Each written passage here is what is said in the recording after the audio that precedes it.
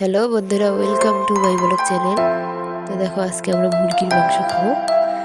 তো মুরগিটা আমি কেটে দিলাম, আমি তো কাটতে পারি না, আমার একটা ভাস্তা কেটে দিল।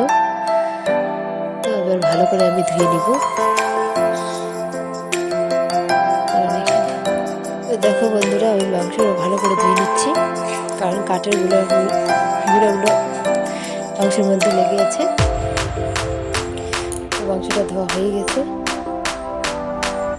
এবার আমি মাংসটা রান্না করবো। তাই কড়াইতে তেল, পেঁয়াজ, রসুন দিয়ে একটু ভেজে নেব। তো তোমরা দেখো আমি কী করে রান্না করি, আর তোমরা কীভাবে রান্না করো আমাকে একটু কমেন্ট করে বলে দিও।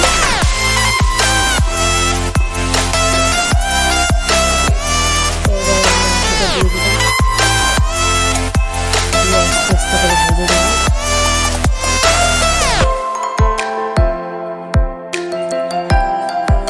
তো এই যে দেখো, আমি মাংসটা আগে কষিয়ে নিয়েছি, পেঁয়াজ আর লবণ হলুদ দিয়ে। এবার আর হলুদ তো দিল না। তো এবার মাংসটাতে এবার জল বাড়াচ্ছে। এদিকে আবার পটল ভাজা বসিয়ে দিয়েছি, ভাজাগুলো হতেছে। তো মাংসটাতে জল বাড়িয়েছে, তাই জন্য আমি একটু ঢেকে রাখলাম।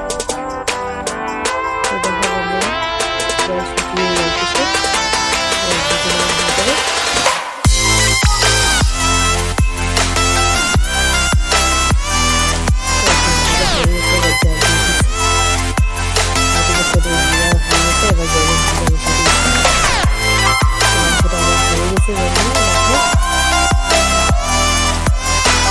এবার আমি ডাল বসে দিয়েছি, ডালও সিদ্ধ হয়ে গেছে, ওইদিকে হয়ে গেছে। তো ডালটাকে এবার আমি পেঁয়াজ, তেল দিয়ে, তেজপাতা, লঙ্কা টঙ্কা দিয়ে এবার ডালটাকে আমি মুছে দেবো।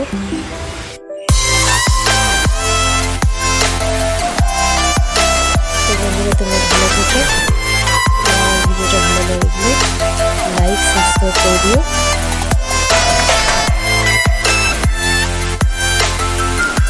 তো দেখো বন্ধুরা,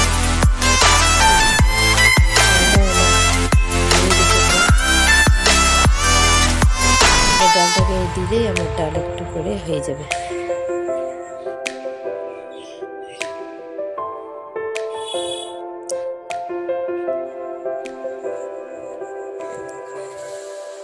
তো এখন গরম, তো তাই ভালো করে দেওয়া যাইতেছে না, যে হয়ে গেছে আমার ডাল দেওয়া।